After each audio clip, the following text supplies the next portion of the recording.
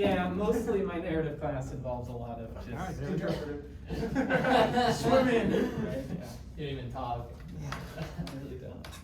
Yeah. You know, it's all, you have to find the narrative. Yeah. Got Gotta that put it Candy together. Beach. I'm not ready yet. You got a little wet too. That's not too bad. There's no wrinkles. At the bottom. Wait, so you haven't read it yet? You read anything by him? Oh, Have you? right. No. But it looks kind of good though. Yeah, the lady recommended it. So as we're The lady. talking about narrative for the day, raise your hand who was able to do the homework. Okay. I've listened to the videos. Nice. Yeah. Perfect. Yeah. 2x speed. Yeah. I don't know what that means, but yeah.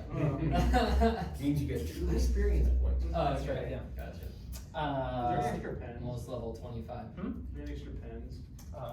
I have a Pen pencil. situation. Thank you. The sticky pen is Oh, working for it's you. not working. It's Wow. going All right.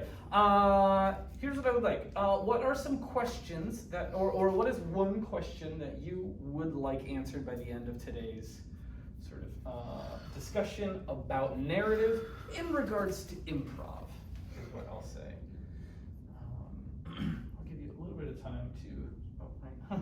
I'll give you a little time to kind of talk that over and think about that, and then I'll kind of go around and we can figure out what that might be. Why don't you write that sort of in the little negative white space, a question that you might have. Negative white space.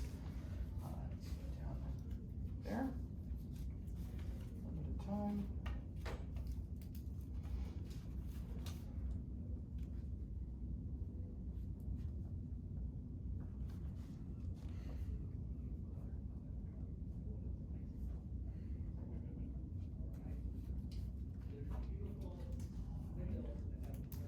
Got yours?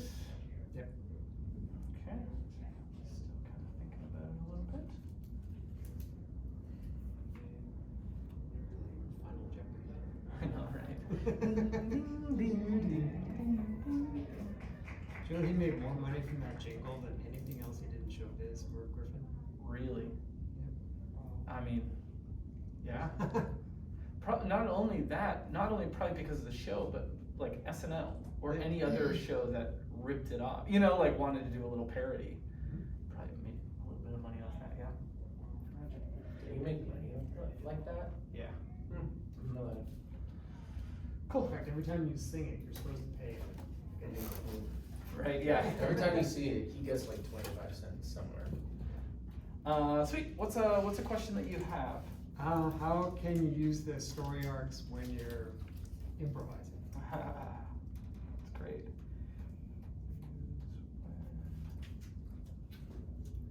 Okay. Sweet. Like, how is character found? What does it mean? How is objective found? What does it mean? How is relationship found? What does it mean? Environment stakes for that too. And then, does every scene need an element of horror? Why not? Sweet. I like that. All right. What makes a bad character? Your question is what makes a bad character? Yeah, that's the more real answer. Other than like not just like a stereotype character, but like I don't know, maybe that's. Yeah, no. I think that's a great question. What makes a bad character, but not sort of including like what makes an offensive character? Yeah, right. Like blatant. Yeah. That's interesting. That's a great question. Yeah. I just wrote down like very general. I think you're looking for more specifics though. The fundamentals of how to tell a story on stage. Which is just Yeah. But That's kind of like my first question. but I guess to like specify that a little bit more, maybe just like how to figure out like I guess like what content to make, if that makes sense. Yeah. Like on stage, just like the then and now, like what, and then be able to like have a foundational belief behind or understanding of stories, and then you can just kind of like go with the flow of the story on stage. Yeah. Cool. That's a great question. Yeah. Okay. Sweet. Nice. Cool. How do you come up with your character's inner obstacle? Yeah. Improv terms. How do you generate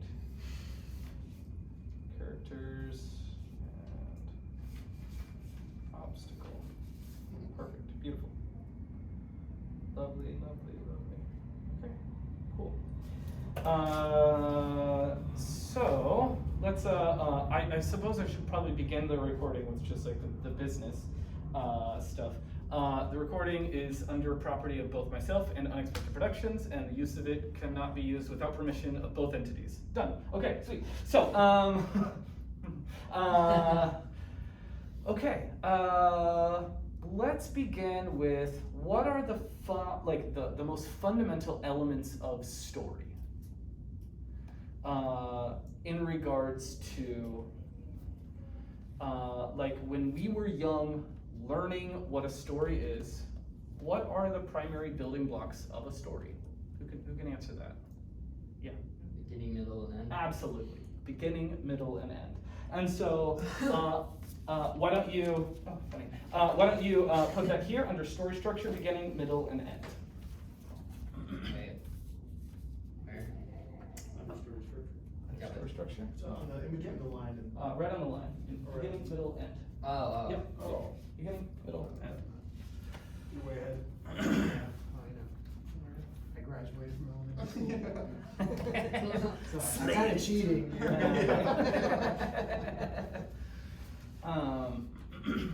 So the easiest way to talk about story, in regards to a 3-act story structure, when it comes to beginning, middle, and end, is instead of beginning, you have the old world. Instead of the middle, you have an inciting incident, or you have a problem. With that problem comes a solution, and that's all in the middle. And then you have a new world. And that right there is that a story in a nutshell is a character is has a certain way that they go about about their life or about the world. Something needs to change within them. They change, and at the end of the story, we see how they're different. That right there is story. Is story, but it's hard to wrap our head around sort of that structure as we're moving through an improv scene, because it's such a loose thing that we're doing. We're, like I said, we're spinning plates. So that's what I'm hoping to unpack for us. Who could tell me what the 7-act story structure is? You may have learned it in 2 or 300. Once Upon a Time. Yes. We have, yep, it's Once Upon a Time. Once Upon a Time.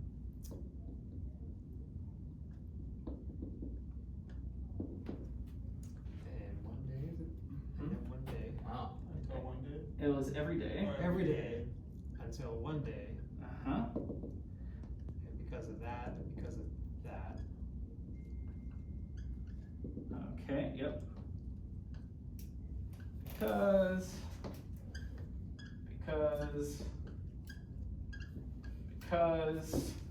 and then until finally.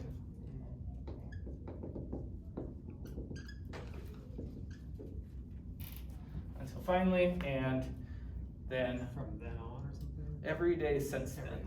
Every day since then. Wow. That must be beyond elementary school. That was middle school.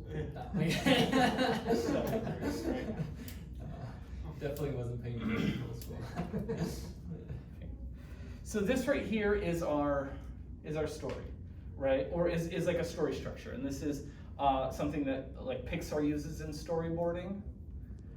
And so let's just practice this. We'll go down the line and we'll just do this. So once upon a time, A frog was sitting on a lily pad. great. Once upon a time, a frog was sitting on a lily pad, and every day He would peek into his neighbor's lily pad.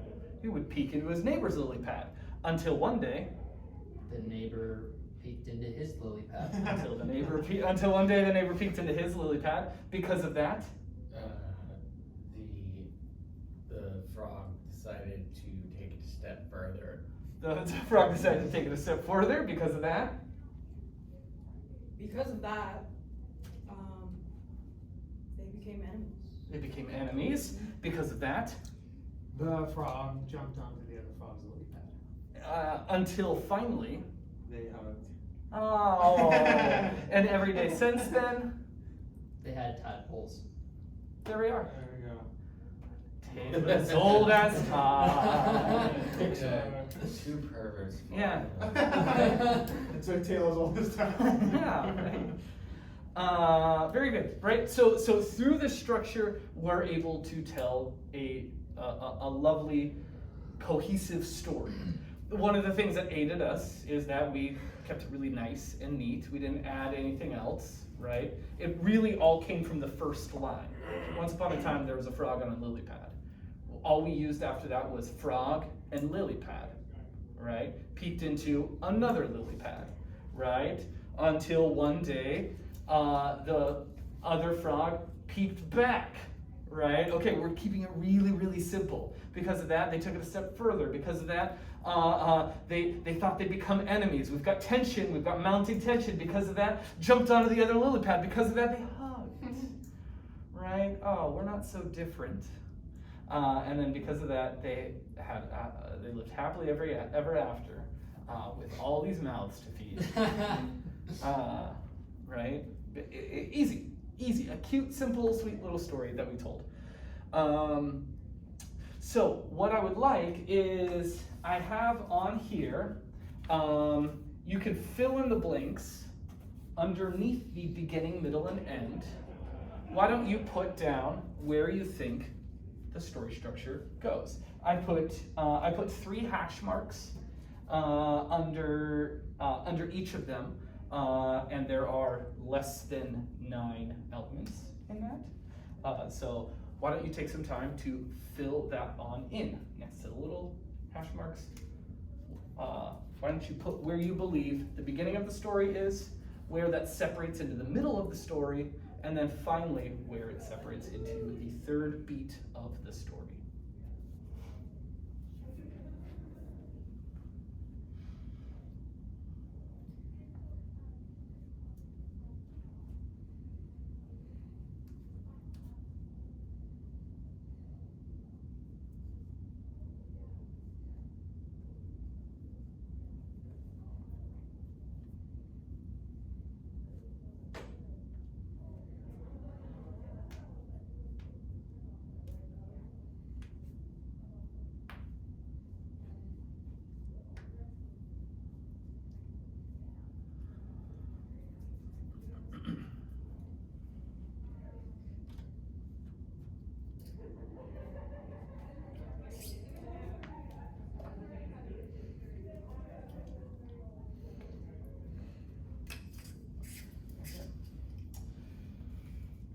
All right, who's got their beginning finished?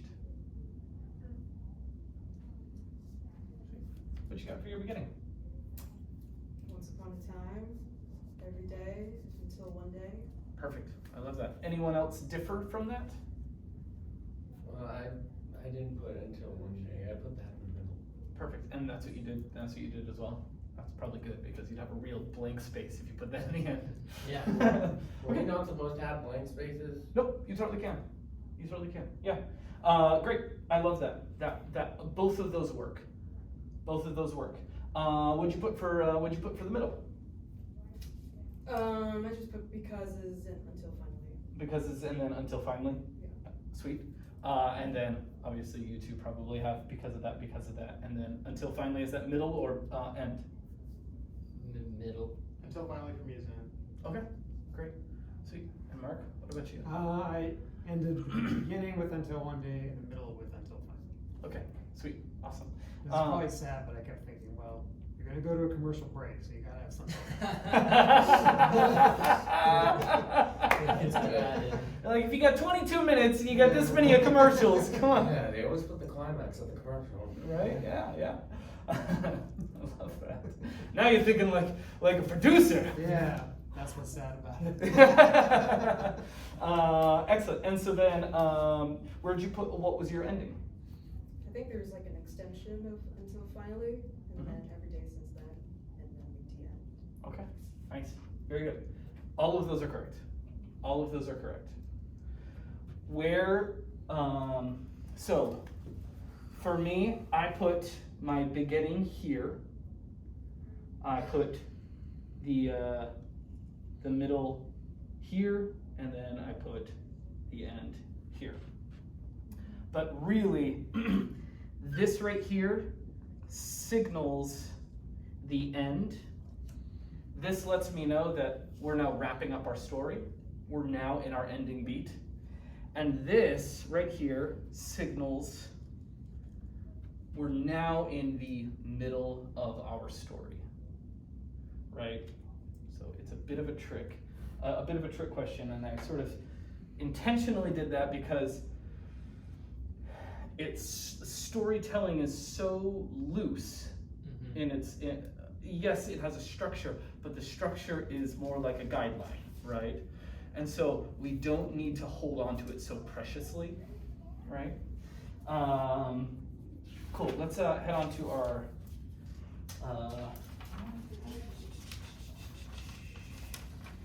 let's head to the second page. As we get to our second page though, I would like to introduce, so we talked, some of the video was talking about the shape of story, right? Kurt Vonnegut's shape of story that he had. And I would like to sort of propose the shape of story that we are going to be talking about a little bit. And this is sort of based off of his, well, it's not really his Cinderella story. But the story structure that we're going to be working with, of course you're still wet. The story structure that we're going to be working with is going to have, it's just going to be like this, okay.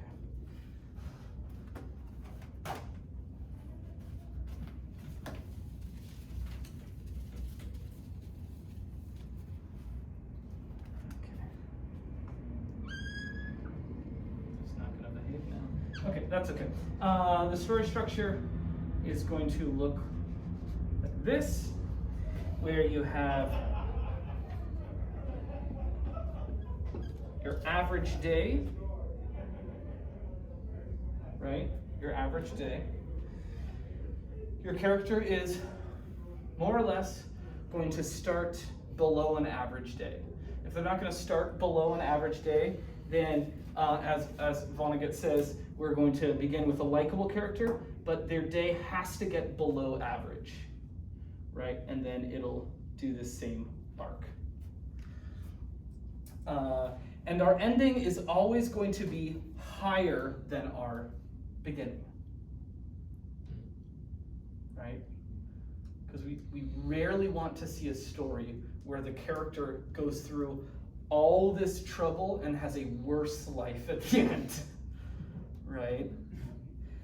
So they're going to generally end better than the way they started out. Okay.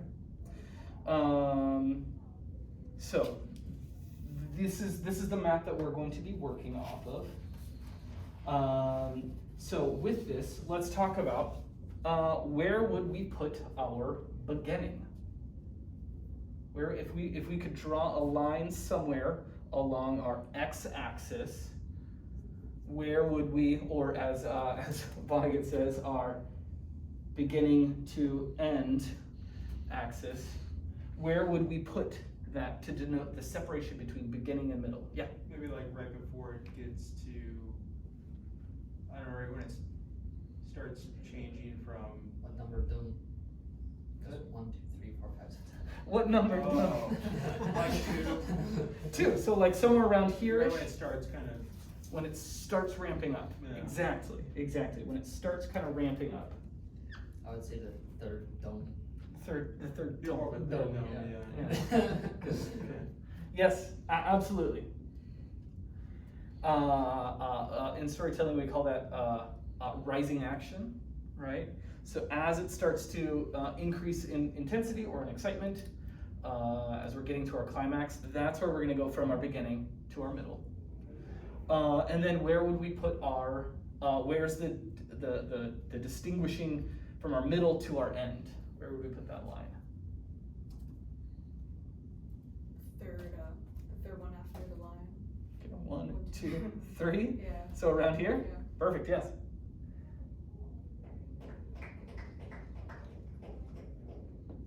That's exactly where I would put it as well, right? And it should be right after our climax, the biggest moment, right? I was talking with Kent Whipple today, and he said that he says story amounts to just 5 seconds. Every story amounts to just 5 seconds. Why are we telling this story? And here's where our 5 seconds are, right? That's like the thesis. Boom, we're watching this story because of this. Because you saved the day, because you dropped the ring into Mordor, because Luke decided to save his father and put down his lightsaber, right? All of this, all the story that we're watching is for really this one moment, right? Those are our 5 seconds.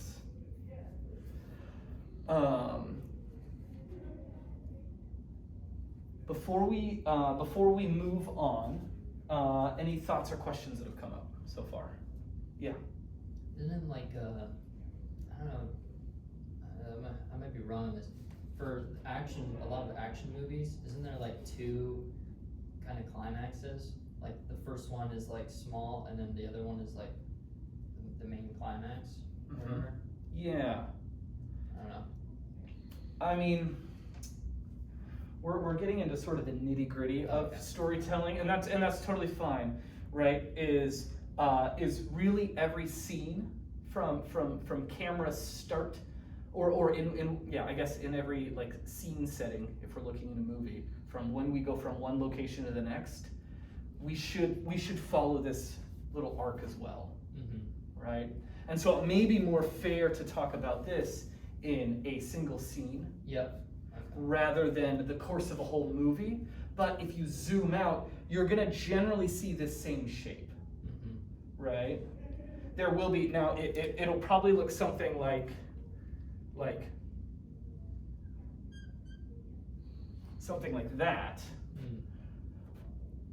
You know, and each one of these is a little scene, but we can sort of zoom out and look like this. If we start getting into Joseph Campbell's monomyth, right, he says that the shape of story is a circle, because, and Campbell talks about it, he says that there's the realm of adventure, or the subconscious, and there's the realm of light, or the conscious world. What we know, when we're young, it's we know what our elementary school looks like, and then we have to go to middle school, right? And that's going to be a whole new world. What's that going to look like? But once we become familiar with that, oh, this becomes my everyday, right? Then it returns back to the light. Oh, school is now the realm of light. Now that we've traveled through all our trials and tribulations, we've come back. And I, as a young boy, am in this. I'm in my family unit. I'm in my tribe, and I'm taken care of by my mother. And they always say, Chaz, don't you go past those bushes. If you go past the bushes, then we might not. Your ancestors will take you, right? And so this becomes the bushes, right? Right? And so one day, once upon a time, a young boy was gathering water for his mother, and every day he made sure he never crossed those the dark bushes until one day he tripped and fell through them. Right? Now we're in the realm of adventure, right? And so we have all these trials and tribulations, but we come back with not just water, but we come back with the water of life, and we bring it back to our mother, and our mother says, "You are now a man." right? And so we could talk about it as circular, but the thing is that as we're talking about it in circular ways, it really is, it's not just circular, but it becomes this, because the boy comes back as a man, and then the man comes back as a leader, and a leader comes back as a king, and a king comes back as a savior. Narnia. Right? I mean, yeah. Right? I mean, that's how sequel, like sequel storytelling works. Yeah. In a way. It's interesting. We're getting off of quite a tangent. Right? So But that's just to be said that, like, really this shape can be formed in a lot of different ways. But we want to focus on sort of the easiest to grasp in an improv scene. I used to, when I would be in the movie theater, I would think that like, oh, it hit the climax, the movie's about to end, and I'll have to like pee, and then it goes back down, and then I'm like, oh, it's about to end, and then another climax happens. I'm like, okay, wow. Yeah, right? Always keep them wanting more. Yeah. Cool. Other questions? Did that answer your question? Yeah. Okay, great. Other questions about sort of what we've been talking about, or our tangent?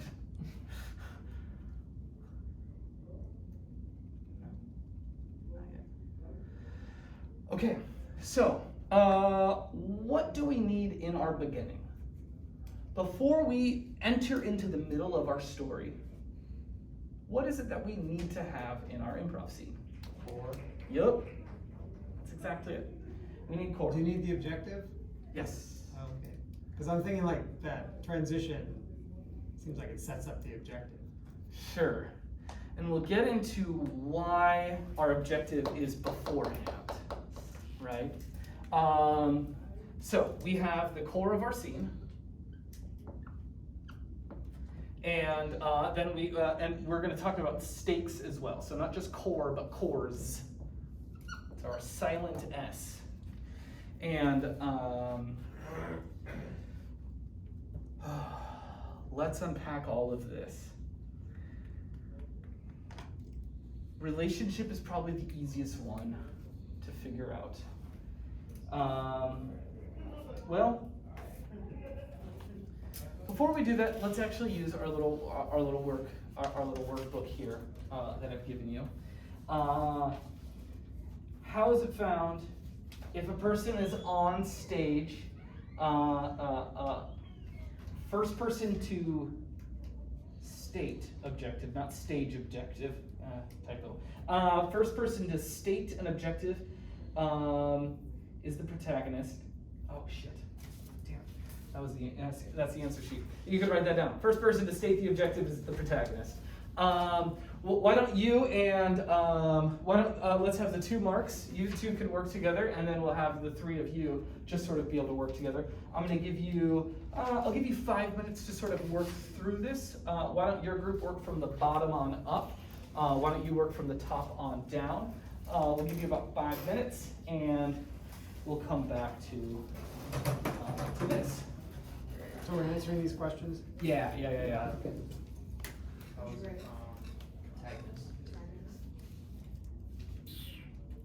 Maybe them talking to each other, right? Yes. Yeah. You can chat amongst each other. Protagonist. Yeah, I hear what you're saying, yeah. Don't let them see. Yeah, I guess. Yeah. A lot of these are like, how do you What does it like mean? the characters? So stakes Like, are found yeah, protagonist, so which it's hard to means really. it gives the character like motivation. It's like things they do or say reveal Yeah. A reason to do anything. each other. It's motivation. Is the What they do. Yeah. One thing like Lord of the Rings, you know, because of the but relationship. very much what they're all about is just the violence. Environment. Yeah, How is it exactly. You know, found? you can, yeah. It's like kind of meta. It's hard to like know exactly what it's. Yeah. See. Whenever you ask. Just what you What see. they like. Yeah, what you see and How do you make your the character? two characters you're talking And about, in your life, like that's they're like making sandwiches, your so action you can assume that they're a sandwich. What does it mean? Yeah, action. What else? Maybe just like when you understand the character, you understand like motivation. Dialogue. Yeah, it's like why they do what they do. Yeah. You can predict. Almost. I feel like that's like good character writing, because you you were like, that would not make sense for that person to make that choice after you've seen, like, you've watched enough seasons of the show, and you're like, they would not have done that. Yeah, even if, yeah. What would be like Maybe just like, what the does it objective, mean? maybe? I don't know. What does character mean? It's like That makes understanding, sense. understanding like how they operate, or It's not the right answer though, so you get it wrong, or it's like fails. going there. You can't continue as an improviser if you get any wrong. Understanding their. What does it mean? It means like the confines in which that the characters have to work. I don't know that it limits, Yeah. maybe it adds, like the environment can add Objective, how is it? story. Yes. I guess the protagonist. Cause like you Yeah, can it's- switch up the Yeah. environment, I don't know, Yeah. Where to go and but you can find like a add wall. different items, like you can add you getting the coffee for the person. It's like the goal of whatever, the Yeah. goal of the story. Cashier. Point. Relationship. I feel like the objective is always the climax. You know? Or maybe what they're aiming, what direction they're trying to go. Oh, yeah. What's the direction? That makes sense. How, So maybe at the beginning. how would a relationship be found? Objective.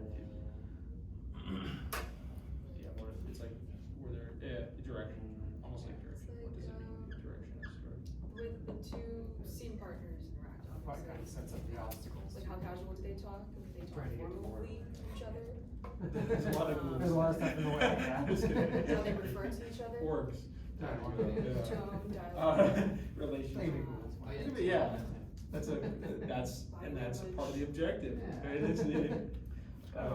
60 more seconds. Whoa, 60 more seconds. Yeah. Interaction. Language. Yeah, their discussion, like, kind of. Interaction What does it mean? with others. And like, which one takes the lead in these things, and Comfort like getting to level. the objective, Oh, yeah. sets the objective. Yeah. What And does kind of what status they have, like, who's the much, ringleader, yeah, who's comfort the follower, levels. Story. troublemaker. the like hierarchy? Yeah. What does it mean? What does it mean? Like, yeah, I guess that's more what you mentioned Objective. with like Yeah. hierarchy. Yeah, what does one, Yeah, who's the character brains, who's want the from the muscle, other? who's the magic, who's the. So then Who's the- the next one, wild which is card? objective. Yeah, no, exactly. Who's the one that Like might be on the other collaboration. team? Yeah. How's The it quiet going? one. Problem? I don't know. I guess it could be a problem. If there's like something that one character keeps repeating, Builds. not necessarily. I feel like the relationship also like builds a lot of. It's like if I wanna get a tension. sandwich from you, I could You be know, like, it makes it I'm worth hungry. it. Oh, think about Because Subway. like if you don't, if you just go on a solo mission, like that's That tuna important to sandwich you. was really good. But You know, you know, like- like, Yeah. yeah, always told me not to. Implied. Yeah. You know, like Yeah. that just, it It's elevates perfect. the story. Character. All right, excellent. Let's come back together and let's head on down. We'll sort of share our findings just a little bit. So character, you guys kind of started from the top down. How did you define? How is character found? Yeah, we said, like what they do, Mhm. is like a big part of it, and then, cause like, when you understand a character, you can like predict their patterns based on like that understanding of the character. Yeah. Like how well a character's written is, like they would have said that thing, they would have done that thing, so it's like their quirks, their. Yeah. It becomes sort of like a filter or a lens as to all the offers that you make are sort of like filtered through this character. I love that. And any other thoughts on character? How it is found? Well, we talked a lot about how they interact, how the characters on stage interact with each other, and also the environment to the degree they defined it. Yeah. It tells you a bit about who they are. Totally. Their nature. Their nature, yeah, right. I'm gonna go a step further, and I'm gonna talk a little bit more generally about character, and I'm gonna talk about them in the regards of protagonist, antagonist, deuteragonist, and tertagonist. Whoa! And so, how you figure out who your main character is, or what the story is about, is going to be through objective. So character is found through your objective. Because when we say on stage, I want blank, or I need blank, we establish the character who is going to go through the most change. The character who's going to go through the most change becomes our protagonist. Right? They have the most to lose, and they're the one that we're really rooting for. Of course, we're rooting for other characters, and we like other characters, and maybe we like other characters a little bit more than the main character. And certainly, like the villains, we like them less, you know, and we want them to lose. So, you know, but when the main character is succeeding or failing, there's more heart on the line as viewers, right? And so they become our main character, and we're going to get that through our objective. That is how that is found. The first character to say, I want something or I need something, boom, now we have our main character. And so, what does this tell us? What does this tell us about sort of the next steps? So once we've established a character, how does it, what else does it, what does it mean for the story? What does it mean for the story? Direction. It tells us the direction a little bit. Kind of tells us direction. What else?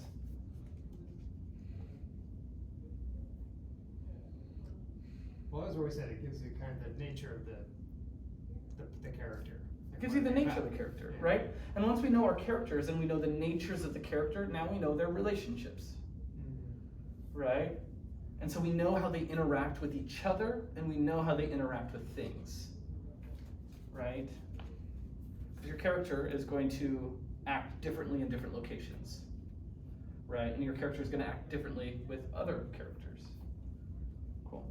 Objective. We talked about this a little bit. How is an objective found? Protagonist. Protagonist. Yep. More specifically, what line of dialogue are we looking for on stage? Problem. Until Monday? No. No. Well. I Well, want do or the I beginning, need. so. Huh? Yeah, I want or I need. The other want or I need. That's exactly it. That's exactly it. Mark, teamwork. So, just wait till Final Jeopardy. Yeah. Put you guys in the ground. Yeah, our objective is our objective tells us, or we find our objective through the I want blank, I need blank, because we now know the objective of the scene is to get blank, right? And so then, what'd you write down for? What does it mean for the story? Gives a direction. Gives a direction. We now know the end of our story, right? So it tells us. It then also tells us the end. So this is. So when you're telling that story, I was just thinking as you were saying that, like, well, the I want, I need, that didn't happen in like Lord of the Rings because it was all thrust on Frodo. But then I remember he actually does have a line in the movie where it says, "I'll take the ring Yeah. to Mordor," and all that. Is that almost always the way that if you're like writing out the script, do you make the protagonist say, "I will do this," or I must save my daughter. I must. I musts are another iteration of I need. Is it always coming out of the mouth of the protagonist? It's not always, and that's where it gets tricky in improv, is because it isn't always coming out of the mouth of the protagonist. They're not always saying, "Oh, hey guys, I'm the protagonist right now, and I want to make a ham sandwich." Sometimes it's the other character walking in and being like, "You look hungry.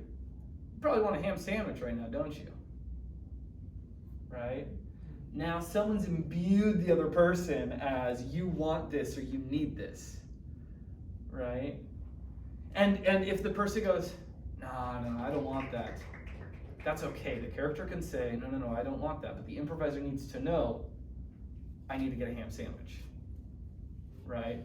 We all need to coalesce around that. Or else what ends up happening is we're telling our story, we're setting up core. Someone says, oh, you look hungry. You probably want a ham sandwich, don't you? And they go, no, I kind of want to do homework. Us as audience members watching this improv show go, huh, okay. And it's okay, we can right the ship. That happens all the time, right? But for a more succinct, a more lean story, one where we've trimmed all the fat off, we're talking about, yeah, I kind of do. Or, no, you don't know me like that. You don't know that I want to. I'm not even hungry. I wouldn't even want a ham sandwich if I were hungry, right? We're doubling down on the fact that, oh yeah, I know that by the end of the scene, I'm gonna get a ham sandwich, right? That becomes our objective, and that becomes how either we can say it or someone else can say it, right? Obi-Wan Kenobi Luke never goes, I want to take down the Galactic Empire, right? Obi-Wan Kenobi says, here's your father's lightsaber. I need to train you to be a Jedi. And he goes, oh, no. I have to help Uncle Owen with his moisture farm, right? Now, if we're going to go back to our Joseph Campbell, what we have is our call to adventure, right? The until one day. And it's it's maybe not the I want or I need. Frodo's not like, oh, I'm a hobbit who wants to go on an adventure. Hobbits do not want adventures, right? As Tolkien talks about a lot. But Gandalf says, Frodo, you need to be the ring bearer, and you need to take this. You only need to take it to Rivendell. So okay, all right, I'll only take it to Rivendell. I can do that. But he's saying you need to do this. Obi-Wan Kenobi is saying you need to do this. Oh no, I could never do this. I could never do this until he comes down and the Galactic Empire has come down and destroyed everything that he could go back to. Or until the ring wraiths come back and start terrorizing Bag End and the Shire. And he goes, oh, this is getting bad. I can't flee from this anymore, right? So if someone says, you're hungry, you probably want a ham sandwich. And if you say, oh, no, we know that is called the refusal to the call to adventure, right? So it wouldn't be in improv, I wouldn't be blocking my partner if they said, oh, you want a ham sandwich? And I said, oh my God, I haven't had a ham sandwich for 20 years. You know I'm a vegan. Yeah.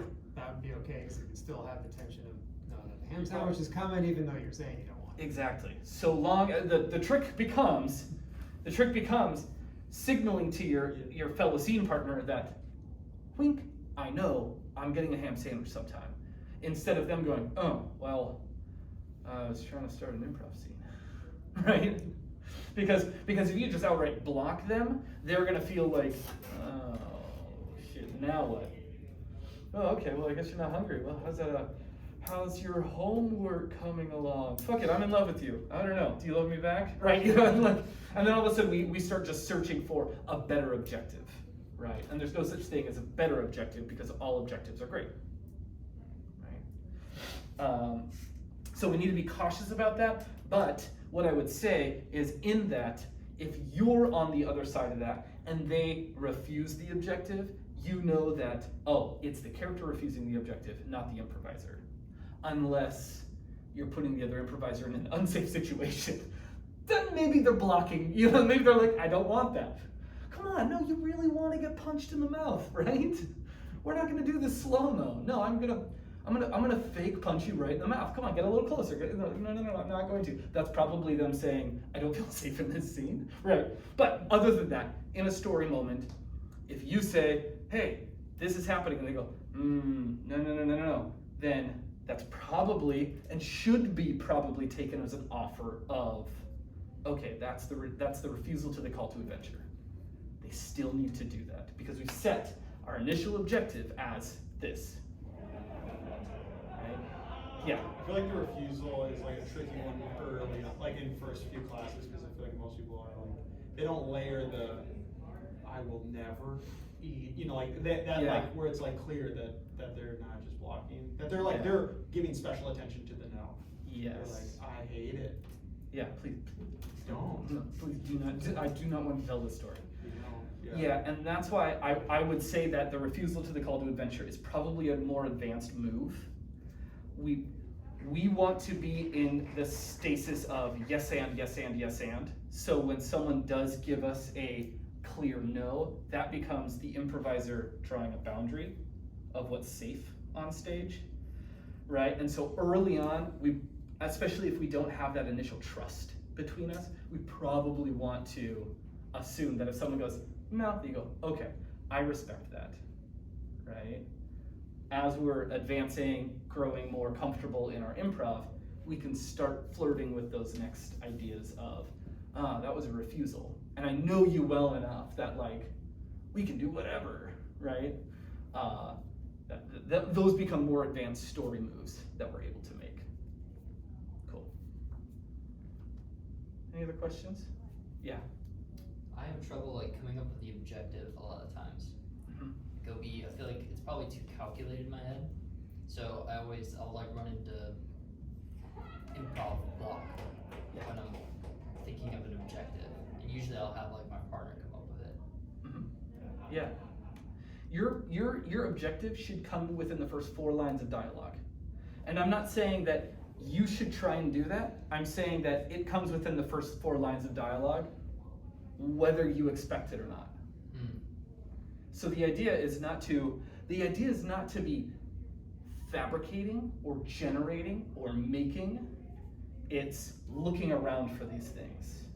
We should be a clipboard with empty spots for character, objective, relationship, environment, stakes. And as we're going through our scene, when one comes up, you go, oh, that's what it is. Oh, that's what it is. Oh, I found it. Because it's going to present itself. Right? Gotcha. So like don't worry about it really, but then catch it like when it comes up. Catch it when it comes up. Yeah. Yes, that is my best advice for all of this. It's a fear, because then I'm like, what if there's no objective and the story goes nowhere? There straight up will be. Yeah. Even if someone, both people are just like wildly uncomfortable on stage, and someone just goes, man, I want to get out of here. Great, that's your objective. Yeah. Then the other person just gets to say like, yeah, but you need to be here. Yeah, but I could be used better over there. No, this experiment will never work without you right here. Don't leave me. Right? Okay, great. We're telling a story. Interesting. It might not be the story we want to tell, but it might be pretty interesting So as the audience is like, oh, someone. So if I understand, you always do that, right? Always just get scared and then don't know what to do. Yeah. That's the key to improv. Just be terrified. Yeah. Mark, you have a question? I was gonna say Melissa has the goddamn it, and I brought that up a few times ago. There's just, I don't know, we're just like improvising, and I remember you were just getting like confused with the scene, and then she just went, God damn it, and then like used that in the character, but it was like really hard to tell if that was the character or just the stress of the scene, and that was like one of my favorite moments of like, I feel like I was learning so much just watching people struggle, or not quote unquote struggle, and like push through those, because I was like, oh my gosh, you can just like use another gear where you put everything that you're bringing in to the character, and like, pretty cool. Cool, awesome, sweet. Any other questions sort of about objective? Okay, sweet. Relationship. You guys got your relationship? Yeah. What'd you get? How was relationship found?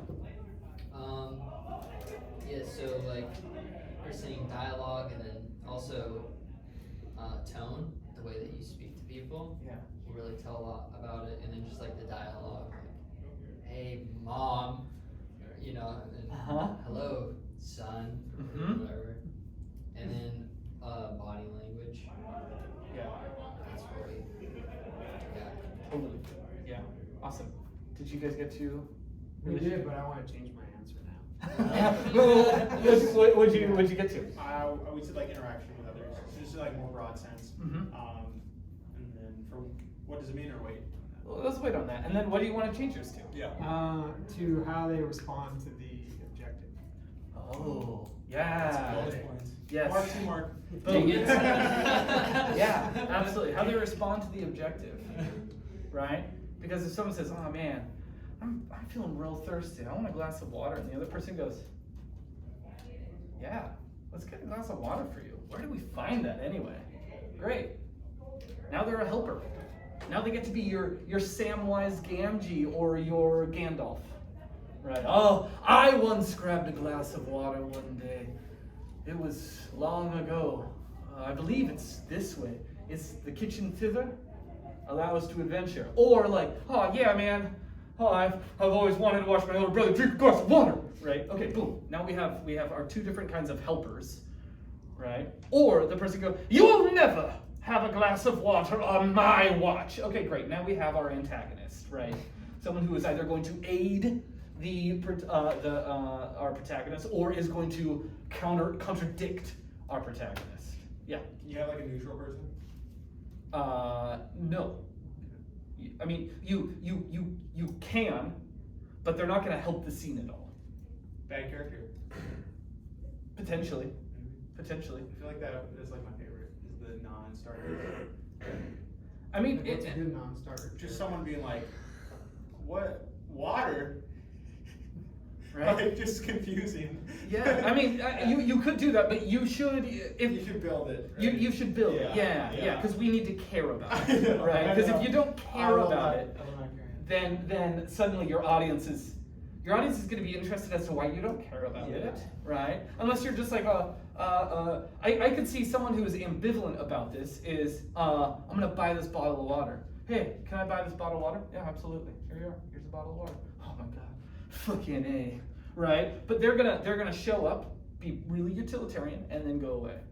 You know, we're not gonna see them monologue, Yeah. right? Like, Yeah, they're not really. yeah, doing much. because they're not aiding our story, except for just very utilitarian. Here's the money. Here's your change. Here's your bottle of water. You know, unless it goes, hey, can I buy a bottle of water? Yeah. But you have to do something for me, right? Like, oh, wow, okay, now we have a quest, right? We have a quest in that. Cool. And then what does it mean? What does relationship mean? So, I don't know if we're keeping score, but we did write objective. No score. I feel like you can say that with all of them. Yeah. And then what does it mean? Comfort levels, story, Yeah. like it's just involved in like the story a lot, and then like the comfort levels, how you talk and are with them. Yeah. Totally. I think we got this one. We said hierarchy. We said elevates the story, Mhm. provides stakes. Yep. If you have like someone rooting for you, that shared Yep. glory is much bigger than just one person. Mhm. Or the other way around, if someone hates you and you shove it in their face, like a billion times bigger. Yeah. than just you. That was. Okay, Oh, good. I wasn't sure if you're changing that one. We gotta change No, it no, every I time. stuck with this one. Yeah, good. So relationship definitely is about status, right? And that's kind of one of the ways that we define relationship. If someone says like, hey man, I really want to grab a glass of water, and the other person says like, you know, like, oh, you of all people want to grab a glass of water? Oh man, that's crazy. I've wanted to grab a glass of water one time too. Right now we know that they're lower status. But if the other person goes, Jesus, water, who the fuck wants water? Coke's in the fridge, right? Right, now we've got higher status, right? So we can establish that. Or douche. Yeah, or douche The status. highest Yeah, status. right. The forbidden. But I love how your group is talking about relationship. You're really talking about exploring. TJ and Dave, they talk about in their book, Trust Us. Nope, not Trust Us. This is all made up. That's their show. Their book is called Improvisation at the Speed of Life. It's the worst title of the book, but I really like the book. And they talk about heat and weight. And really that is all about the assumptions that we can make based off of how someone walks into the room. Right? Have you read the book? No, I agree, yeah. I think that's right, yeah. I wanna read it now. You should. It's really good. And in fact, the homework for this week is going to be a little excerpt from that. You have 2 different options for homework this week. You can either listen to something or read something, or do both. But TJ and Dave, they have a whole section on heat and weight, and I think that's one of my favorite ways for sort of generating relationship. Sweet. Environment. What'd you guys get? We said action, dialogue, what you literally see, objective. So like action, you're skiing, obviously how they move. Yep. Dialogue. They're talking about making sandwiches and stuff. Pass me the ham or whatever, stuff like Probably in that. the kitchen. Yeah. Yeah. Totally. Yes. Yes. And then what does it mean? It means things that you could, grab, like Yes. use in your improv. Yes. Yes. It gives you parameters for your improv scene, Yes. right? It becomes your sandbox. It's the border to your sandbox. Oh. And we now know what is reasonable to have in the scene and what is unreasonable to have in the scene, right? If we have if we're in a kitchen and someone says, "Oh man, we've almost finished the sandwich, but how do we cut it?" The other person goes, "With a samurai sword."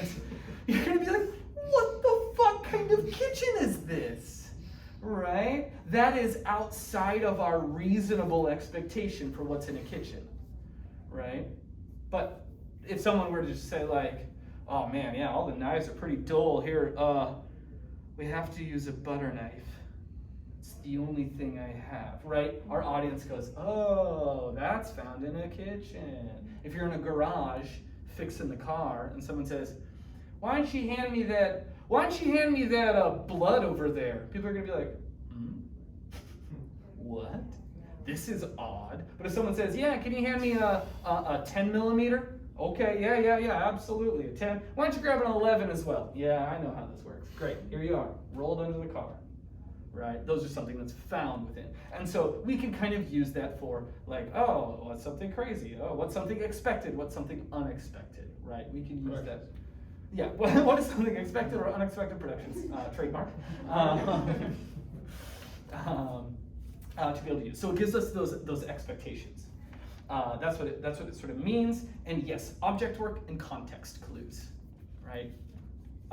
You're probably not going to scream at someone in the grocery store like you would in your own house, because you're comfortable in your own house, right? You're probably not gonna haul out and deck someone at church like you would in the bar, right? Even though both are places of worship. Right? But it gives you context clues, right? You're probably not going to be drunk at work like you would at a bar, right? And so you can start to discover those things, right? Context clues and then object work as well. And then stakes. I give you guys the tricky one. What did you write for stakes? I got confused. I thought for some reason. Well done versus medium rare. Yeah, exactly. Well done. He will say well done and shoot up. I thought that you were saying, wait, what even was you said something that was protagonist, you're like, oh, that's the answer book. I thought you were saying that for stakes. Oh, okay. So then we just put protagonist for stakes. Sure. And then, like, we said, what does it mean, motivation? Sure. So, Yeah. Take a swing at it? Yeah. I think it's the objective mostly, Uh-huh. and everything else wrapped into it, the story that elevates it. Yes. Yes. It's No. it's what does the objective mean to us? It's great that you want a glass of water, but why? Why do you want a glass of water, right? And so our stakes become I want blank or I need blank because. And whatever follows that because is our stakes. And the best thing we can do for a scene partner when they say I want something is to go, but why? Right? Script that in your improv for a few scenes and see how it feels. Whenever you hear I want or I need, just try to go, oh, that's interesting. Why Why do you want that? Right? Because that adds gravity. That adds, what do we win or what do we lose based off of our stakes? Right? I want a glass of water. Why? Because if I don't get that, I'll die. Okay. All right. Yeah, it's a pretty big fucking deal, isn't it? Right? Right? So our stakes become, our stakes become basically, why is our objective important? And furthermore, it tells us how we finish our scene. So let's see. So if we go back to our story structure,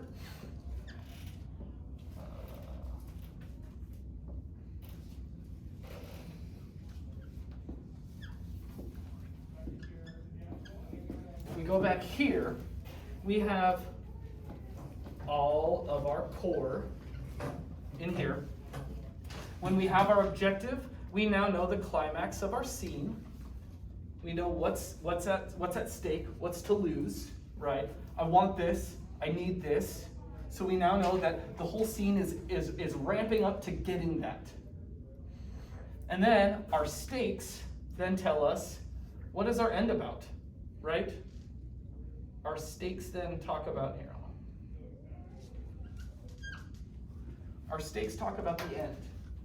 Once we have gotten it, we then get to acknowledge our stakes. Oh man, it's a glass of water. You will live for another day, right? Or we get those stakes, and our objective is, I want to meet the next door neighbor frog. Why? Because I think I might just kill them. You go, oh, okay. And their lily pad's been infringing on mine, and I'm gonna have a word with them, and those words might lead to fisticuffs, and if it does, I have justice for killing them. And we meet them, and then they get there. I don't hate you, I love you, and then a hug, and then babies, tablets, right? Yep. We got to acknowledge that, but there's the meeting. Oh, I want to meet you, because if I meet you, then I can really haul one out on you, and all of a sudden we get there, and oh, I've met you. I've changed now. What does this mean? Oh, this means I think I don't hate you, I love you. And now we get to explore, and happily ever after, there were many tadpoles that swam away from the two conjoined lily pads, right? So we get to explore the stakes of our scene in the end, right? And we know what we're working for is the objective. So when we have our objective, when we have the I want or I need, we get our objective. And when we get to this moment, we can decide, is it a Shakespearean comedy? Is it a Shakespearean tragedy, right? Because if it's a comedy, it's a good story. It's delightful, right? The hero gets what they want. The hero marries who they want. Everyone marries who they want, and it's a good day, and we rejoice. If it's a Shakespearean tragedy, then we know that everybody dies. The hero does not get what they want, and everyone dies, except for one tertiary couple who get married because it's Shakespeare. But, right, like there's bloodshed, and it's terrible, and we feel bad about it, and we wanted them to get their objective, but they didn't, right? That's the choice we get here. And so if it's the success, then they get what they wanted. The stakes are then realized. And if not, then we know how to end it because, the stakes are now pulled out from underneath us. I will die if I don't get this glass of water, right? I perish. So our stakes then get to be realized at the moment of definitively, did I not get my objective? Any questions about that? I actually like unconventional endings in movies. I like unconventional endings in movies. Yeah. Like where it's just like leaves you like Manchester by the Sea. Haven't seen it, don't say it. Oh man, that movie. It just left you like, Don't say Wait, it. did you watch it? Yeah, I've seen it. But the thing is that like if we want to do unconventional storytelling in improv, here's how we do it. End it right there. All right, Oh. I have the cup. I'm gonna the sink. I finally got into the sink. Blackout. Now your audience goes, oh, I've seen that happen before. and your audience goes, oh, I just wish I got to see him fill up that glass with water. And then the other half of the audience goes, sucker, didn't get that glass of water. Wish you could have seen that, right? Or some people go, oh, but what if he didn't get the glass of water? I needed to see the end. Because we're all writing the story, right? It's not what's happening on stage, it's what's happening here, right? And so we get to then hold those expectations, and we can then kind of play with those expectations. Because we all know this story, right? We've been telling this story since we were kids, right? Little Miss Muffet. Little Miss Muffet sat on a tuffet. Once upon a time, there was a girl named Little Miss Muffet, and every day she'd sit on her tuffet, and she would eat curds and whey until one day a spider came out and crawled across the bramble and boughs of the tree, and because of that found her, and because of that Little Miss Muffet saw it coming on down and quavered in her seat, and because of that the spider was licking its chops, waiting to suck the blood of Little Miss Muffet. Until finally she up and ran away. And every day since then, Little Miss Muffet has never been comfortable with spiders and curds and whey. Right? Okay, great, done. We've told the story. Yeah. Cool. Any other questions? Yeah, I had a question about the stakes. Like, it seems like if you put the stakes up at a certain level, you kind of have an obligation to resolve the story at the level of those stakes. Yeah. And because what I'm thinking of is Breaking Bad. Uh-huh. Has everybody seen Breaking Bad? Yes. No spoilers. Okay. So I thought that they had this great building of the stakes where they had that the kind of assassin guy who kills off Jesse's girlfriend. So you know this guy's a heartless killer. You know he's coming for Walter White's wife. Yeah. And you're like, the stakes are as high as they can get. Yeah. Like, he is going to kill this woman. You've seen him do it a million times before. And I thought they totally wimped out of it because they brought it back to this kind of, he goes in, meets with the wife, and she sort of talks him off the ledge. Yeah. I'm like, that's not his fucking character. And it's like they just were like, we're afraid of this level of stakes, we're just gonna back away from it. Yeah. We're not gonna make it about, she's not gonna die, or Yeah. he's gonna die. Yeah. We're just gonna talk a little bit, and then he's gonna go, oh yeah, I feel better about you. I'm not gonna kill you after all. Yeah. Last season of Game of Thrones. Mm-hmm. Like that was because it was good. It was good, but the stakes were so high because it was the best show ever of all time. That's a fact. And then and everybody's all disappointed. Yeah. Last season. With a show like that, they would have probably done better if they had more time. Yeah. To resolve stuff. Yeah, they were budget Well, they cuts. needed a better writer. Yeah. They needed the real writer for the last season, not some showrunners. And there was like budget cuts, I think, too. Yeah. Here's an aside: the person who's writing the prequel for Game of Thrones has never seen Game of Thrones. Oh, That's that's good. terrible. Fresh No. perspective. I don't like it. Yeah. Anyways, Yeah. I think stakes. We shouldn't. Del Close says that every story we should tell should get to a point of life or death, even getting a glass of water.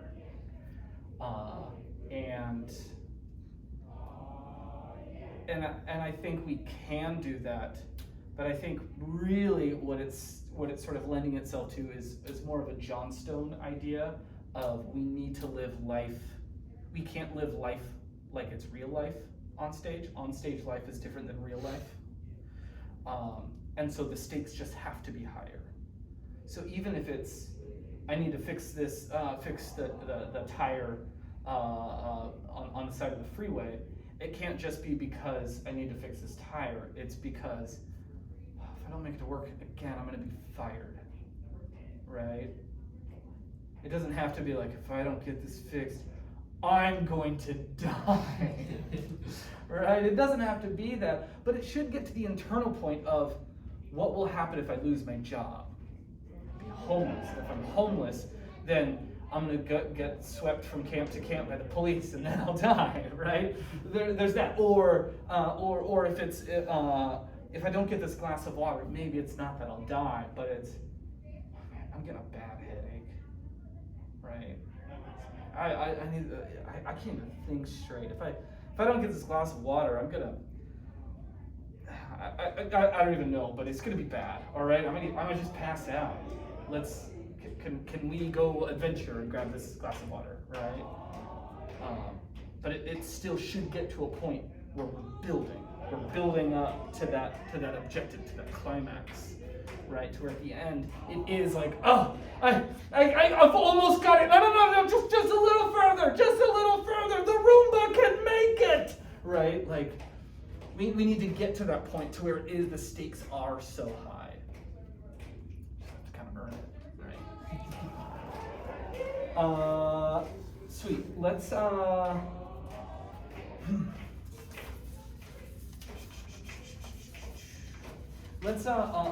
let's head to the next part of this. Let's talk about the archetypes: protagonist, antagonist, tertagonist, and deuteragonist and tritagonist. We've talked about them a little bit with your groups. Why don't you go down? I'm going to give you another 5 minutes to sort of go through this.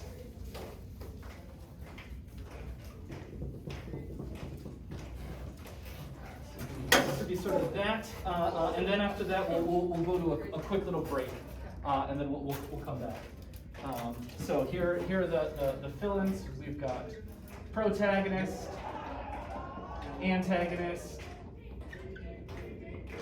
deuteragonist, tritagonist.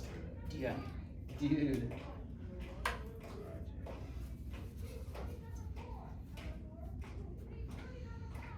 We're just making up stuff. We don't know. What does it have? So those are going to be your first 4 kind of bold lines, and then after that, how do we define them? What is their function? Okay. If we, like, I don't know if I like the deuteragonist and the tritagonist, I'm guessing are just like extensions of the antagonist and protagonist. Yeah. Do we need to know which ones are which, or we just, okay. I don't know if you're gonna give Perfect. us that. There we go. Yeah. Awesome. Can I know? Yeah. Are you on? Okay. Yeah. Awesome. Yeah. See us do it. All right. Very good. Possible. Excellent. Sweet. I'll give you about 5 minutes to go through that. How do we define protagonist? That's all the objective. Antagonist. Doesn't find them? So protagonist is the main yes. So coordinator. I know, right? Like, I want to be eloquent, but like, it's the main character. How do we know if the Judo tries? Or the function to accomplish. Yeah, pro Oh, okay. to and try is it against. So Okay. So protagonist is for It's deuteragonist. like, well, Antagonist is Sauron. Tritagonist is you know, antagonists, how do you find them? I'm gonna give it one. They're the person Alright. who We're covered. makes it. We're covered, alright. Protagonist to. We got it in the bag. They're not that objective though. No, they're the. Yeah. If you want to jump in and work with them, it doesn't have to be. No, that's Oh, okay, no. This is a competition. The antagonist. So we're trying to figure out with the antagonist if it's the objective or Or like it makes it hard for the protagonist to accomplish their objective. So it's like antagonist is like a block, or the block of the. Yeah, that sounds good.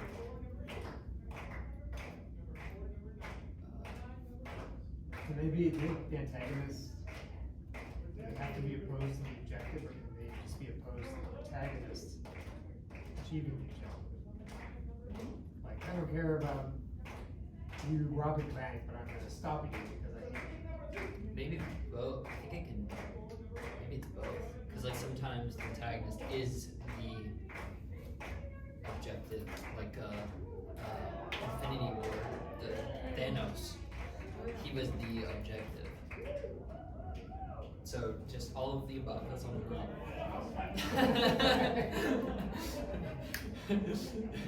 Bingo. What is their function? To block the objective, or to what is their function? To create obstacles, maybe. Yeah, create obstacles, and I feel like, then those obstacles raise the stakes for the protagonist. Create stakes as well.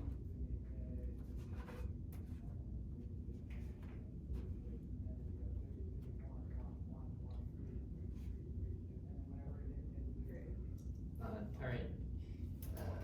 Deuteronomy. That's all I thought of when you said it. The third or second book in the Old Testament. Here we go. Okay, dude was is that the secondary character, like in stories? I'm gonna say yeah. Honestly, this is the first time I've heard of A deuteragonist. Yeah. It's like a shitty term for like the foil, but the foil doesn't quite. The foil can be more than just that, and so this is sort of like. What is the foil? I also don't know that too. Foil is generally like a secondary, supporting, and/or like a character who's against the protagonist. So foils can be like also your antagonist. I will foil you, yes. Yes. Would like a Han Solo be a foil kind of at the beginning, because he's like, I don't want to be helping you, even if ultimately it becomes a support. Yes. Yeah. And that's why it's more worthwhile for us to talk about movie scenes. We could talk about the whole cantina sequence and Han Solo becomes he's the antagonist in that scene, right? But he's not overall the antagonist. He then goes through a change in that where he becomes, he becomes a deuteragonist. So would you ever see Paul? So there's a character, Jason Bateman plays a character who seems like an antagonist, but it turns out he's actually supporting. So but he's not one of these like kind of the second level. So he'd be the kind of deuteragonist. And we'll sort of unpack them because characters can flow from state to state to state. But they're generally probably going to stay in one sequence. They'll stay in one status the whole time. So NPCs. Yeah, very much. NPC. Like, yeah. Yeah, let me help on that. I don't know. How do we define an antagonist? Oh, and also like an antagonist doesn't necessarily have to belong to the protagonist. Like they have their own storyline too. Like they're the parallel. They're like the Yeah, it's more open-ended than that. they're the parallel of the protagonist. The parallel, oh, I like that. And I feel like when you compare the two, you automatically think antagonist is like negative. All right. Well, Oh. we're at time. Okay, So yeah, let's- I'm gonna get up for the second, last two. We're gonna have to discuss the last two, cause I don't know. That's totally fine. Sweet. So, protagonist. We've talked a lot about the protagonist, so let's talk about how we define the protagonist. Person with the goal. The person with the goal. Yep, person with the objective. And we generally define them as the character who's going to go through the most change. They're going to go through the most change. Every other character will also go through change, mostly. Right? The only character who probably won't go through change is like the person who is the taxi driver that you hail to get from one spot to the next, right? And all they do is they just go, oh, you're going to the old pier. Ah, I've heard murders are there. All right, well, it's going to be a $2.75. All right, have a good evening, sir. I don't care. All right, they're not going to go through change. Everyone else will go through change in this whole entire story, right? But the protagonist is going to go through the most change, right? And they are the person with the objective. I need this. I want this. All right. The antagonist. How do we define antagonist?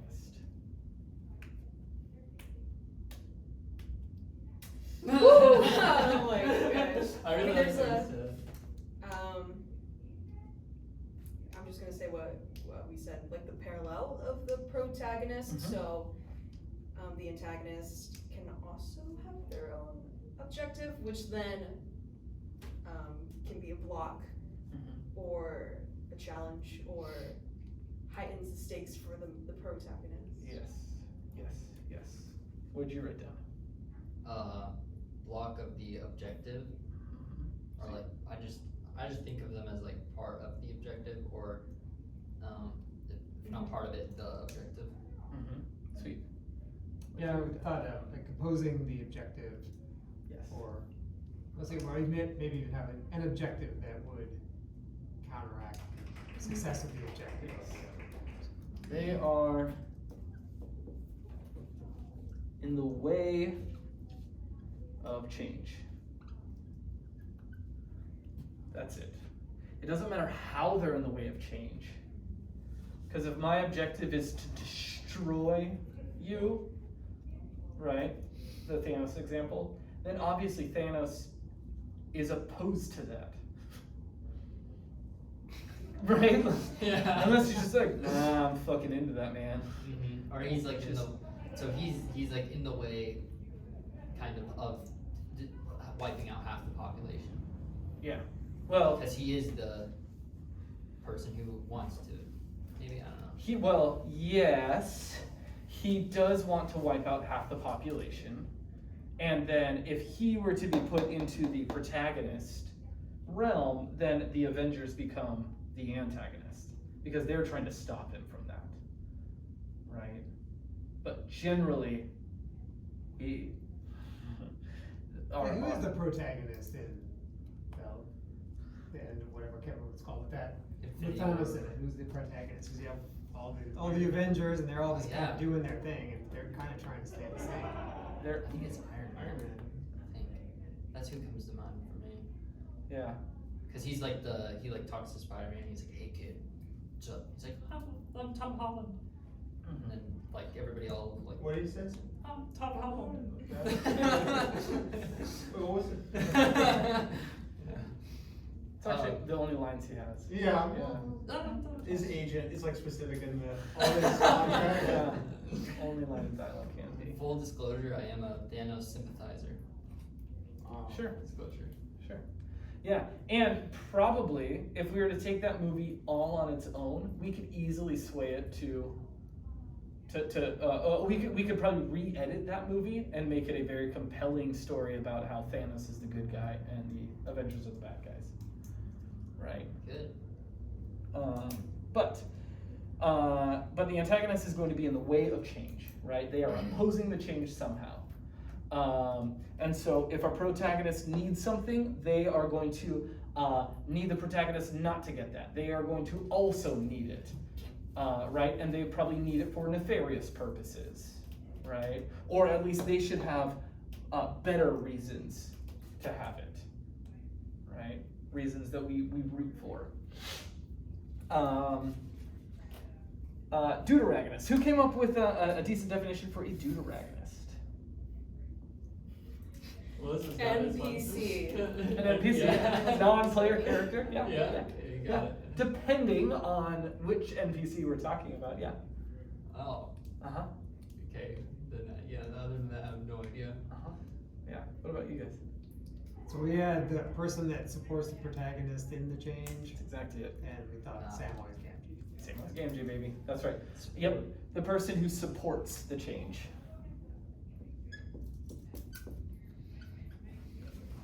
We only use. Okay, and then and so that can be and actually it was, I think it was one of the videos that I sent you. The person who helps out with the change cannot themselves create the change. Obi-Wan Kenobi can't destroy Vader, right? Han Solo can't destroy Vader. Leia can't destroy Vader. And or they can't destroy the Death Star. But Han Solo can come on in and can swoop in with the Millennium Falcon and chase off Darth Vader. So then Luke can line up the shot, and Obi-Wan can come in and say, Luke, trust in the Force. And then he goes, oh yeah, I don't need this, I'm just gonna trust, right? But neither of them can destroy the Death Star, right? Gandalf can't bring the ring to Mordor. Samwise Gamgee can't bring the ring, but he can bring Frodo, right? So they themselves cannot help the protagonist get the glass of water, or they can't get it for them, but they can help them get it. Well, I can't pour that glass of water for you, but I have an old cup. I've been saving this cup for a good moment, right? They can do that, but they can't actually achieve the objective for the protagonist. So in the Joseph Campbell picture, Yeah. so the reason that it would be is the protagonist and the antagonist are the same person. And the Deuteronomy.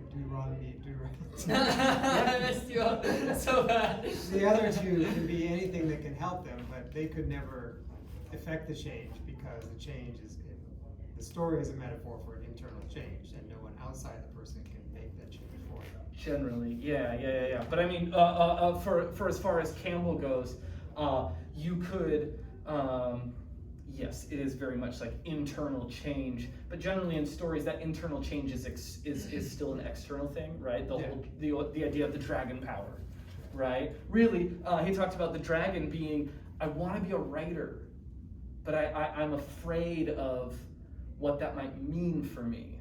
I have to give up all this that I've been like working on, right? That fear, that pride, that need for safety, that's all your dragon that you have to slay, right? And you have to go into the uncomfortable to confront the dragon. The dragon's never coming to the village.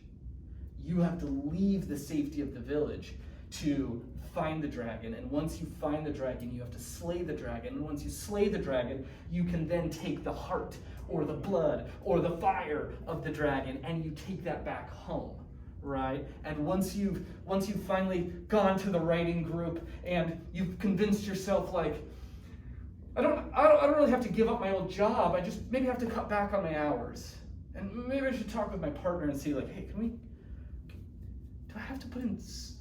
do I have to maintain this level of finance? Can we live with a little less? Can you support me in this? Okay, yeah. And then you come back and suddenly you go, yeah, I'm gonna take this pen, and with this pen I am going to forever slay this dragon. And that first page, that first draft that you write becomes the boon you come back with, and you go, yeah, I'm a fucking writer. And I'm going to this writing group every week now.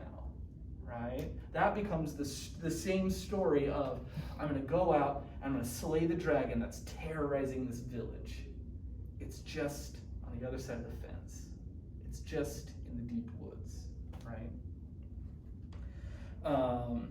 But no one else can destroy the dragon but you. No one else can oppose the antagonist but you, right? And of course, there's other stories that we could tell in that, but if we're talking about just quick and dirty, ring it on out, cut and dry story, this is how we should be looking at telling it. And then once we get comfortable with it, fuck it. Tell all the other stories, right? But we need to get to know this so we can then go outside of that. Cool. Tritagonist, what do we get for that? opposite of the tutor antagonist, Yeah. where it's just the supports the not change. Yes, it's just supports, not change. It's, yeah, not change. I don't know how you, yeah. Supports the status quo, probably supports the status quo. And I cannot stress this enough. Your tritagonist comes on stage and supports your antagonist in something and then leaves. They then leave. They're the thugs who come on out when you're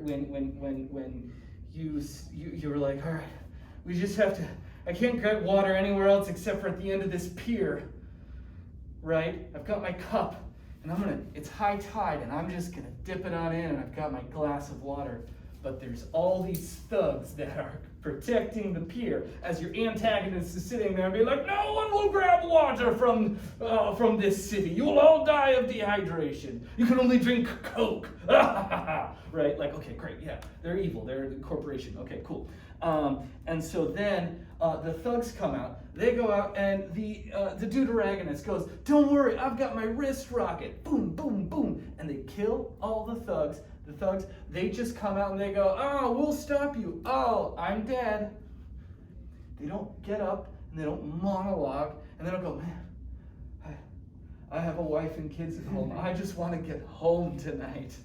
Oh, fucking A. All right, we got another protagonist. No, die, right? We don't need to care about them. You don't need to build stakes. They're building stakes by just being a tool of our antagonist. They get on stage, they have their thing, they get off stage.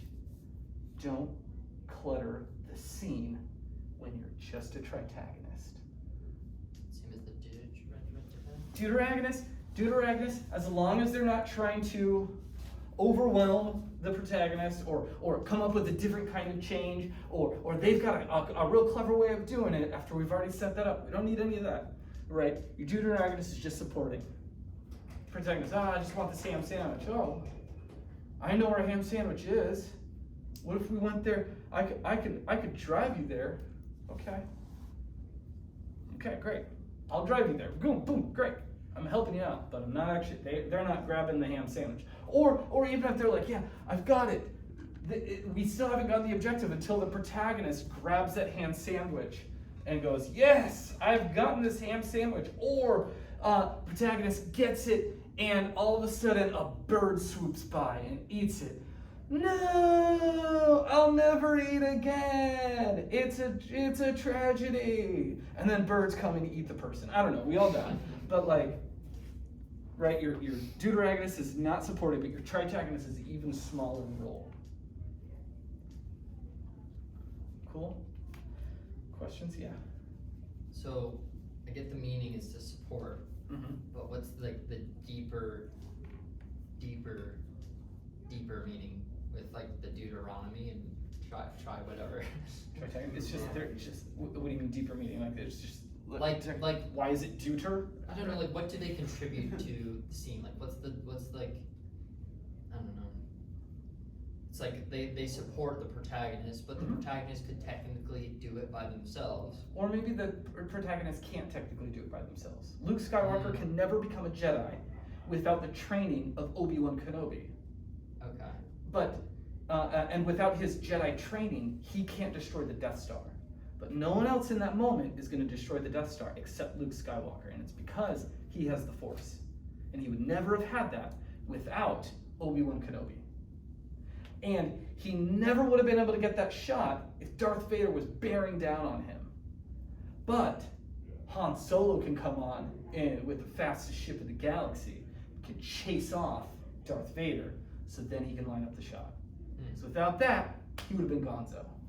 It seems like a lot of like shows, like anime comes to mind, and like Naruto, a lot of the story is just their relationships. So is that like a big thing there besides supporting, or I don't know if the Deuter.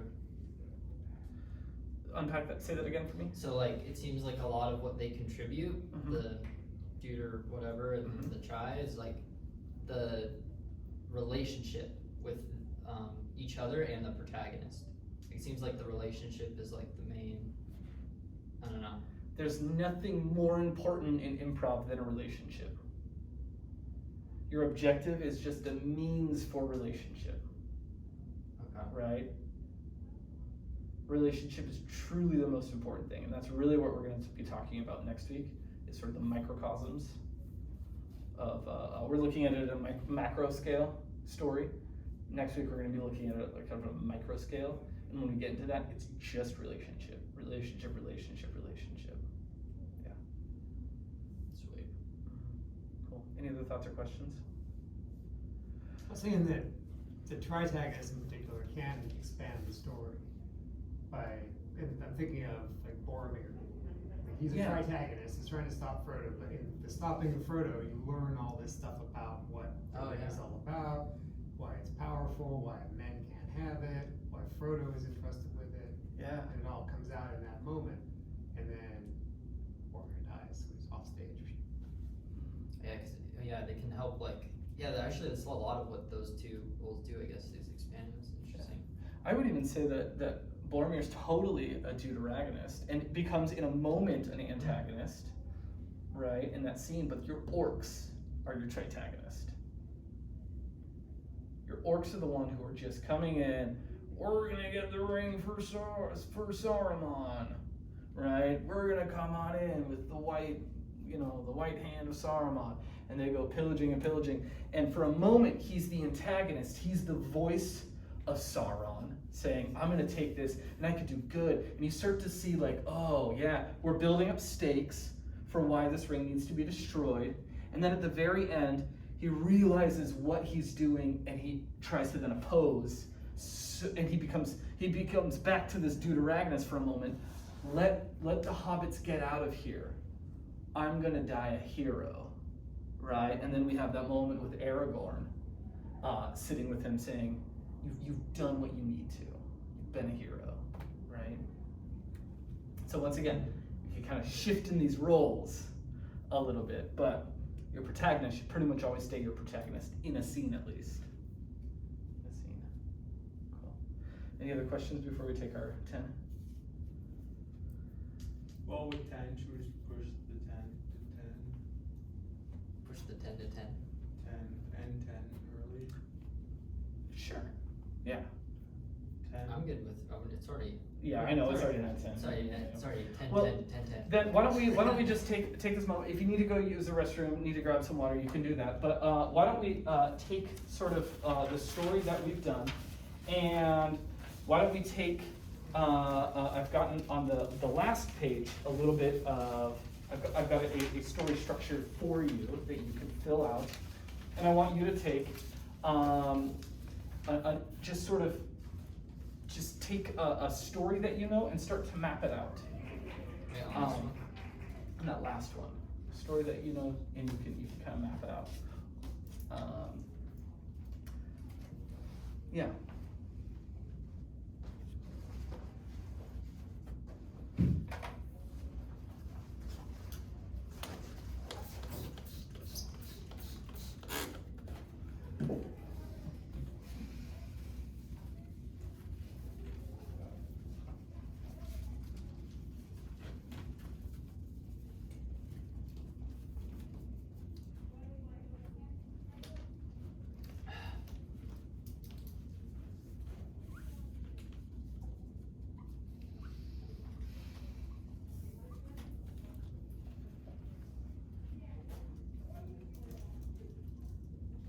Maybe and if you're stumped on a story, feel free to use the Little Red Riding Hood.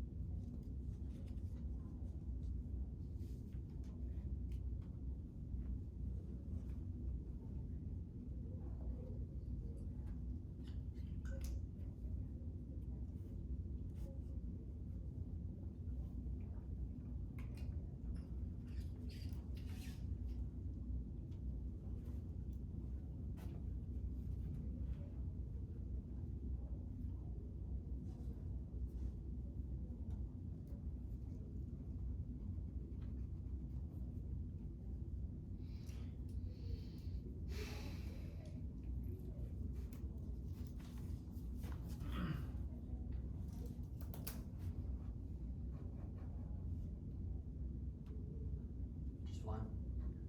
Yeah, just one. Let's get two people up who want to do a little bit of scene work. Just want to do a brief little scene. Nice. Saw that, Ryan. My slight movement. Okay, cool. It's all the slight. Work from last week. It's all the small stuff. Small stuff. Small stuff, dude. Okay. Unintentional. What's on the back of that book? Dad? Sweet. With this, I want you to do the end of a scene. I want you to do the end of the scene. I want you to, you're going to begin with the climax, or with the resolution of the climax. And you know each other already, you've had all this history together. And I want you to just set up a bunch of just like it's just the end of a movie or something. Make it big, make it stupid. Just make blind offers and resolve things that like never existed, right? Feel free to do that. And let's get a suggestion of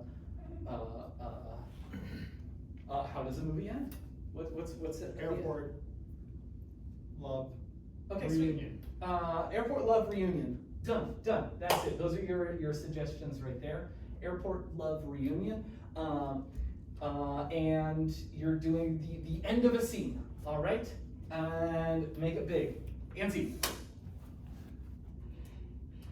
It's been 10 years. I know, right?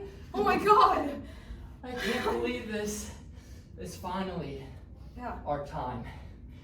Mary Lou, Yes. will you Yes. Yep. marry me? I will marry you. And scene. Perfect. Lovely.